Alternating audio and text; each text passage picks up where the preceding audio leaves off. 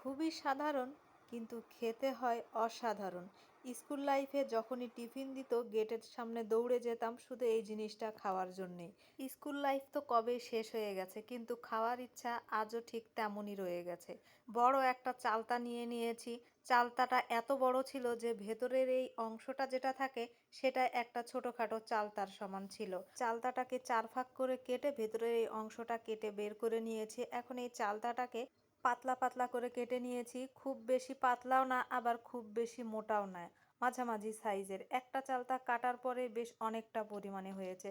এখন চুলায় কড়াই বসিয়ে কিছুটা পানি দিয়ে সামান্য একটু হলুদের গুঁড়া দিয়ে ধুয়ে রাখা চালতাটা দিয়ে দিয়েছি। তারপরে এটাতে কিছুটা পরিমাণে স্যাকারিন দিয়ে দিব। খুব বেশি পরিমাণে স্যাকারিন দেওয়া যাবে না, কারণ স্যাকারিন বেশি হয়ে গেলে কিন্তু তিতা লাগে খেতে। সেজন্য স্যাকারিনের মাপটা এমন হতে হবে, হালকা একটু টক মিষ্টি দুই স্বাদেরই যেন হয়। কিছুক্ষণ জাল দেওয়ার পরেই কিন্তু এটা সেদ্ধ হয়ে যায়, বেশিক্ষণ জাল দেওয়ার প্রয়োজন পড়ে না। চুলা থেকে নামিয়ে পানি ঝরাতে দিয়ে দিব। আর এই পাশে এটা খাওয়ার জন্য তো অবশ্যই বিট লবণের প্রয়োজন। বিট লবণ ছাড়া এটা একদমই অসম্পূর্ণ। এই পাশে চালতা থেকে পানি ঝরতে থাক, আর আমি ততক্ষণে বিট লবণটা তৈরি করে নিই।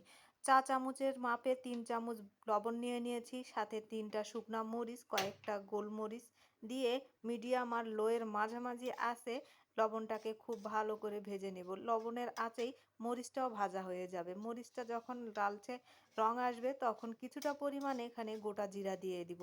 গোটা জিরাটাও ভাজা হয়ে গেলে চুলা বন্ধ করে শুকনো শিলনোড়ায় এটা খুব মিহি করে গুঁড়া করে নিব।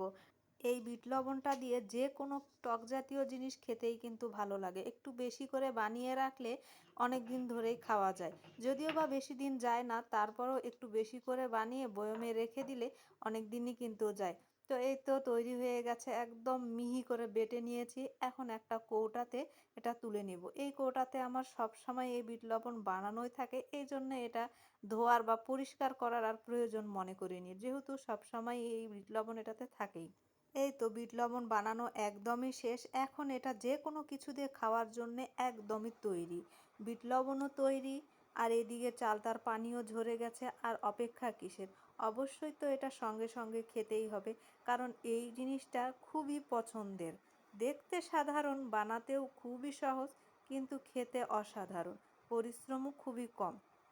এত অল্প পরিশ্রমে এত মজার জিনিস কি হাতছাড়া করা যায়?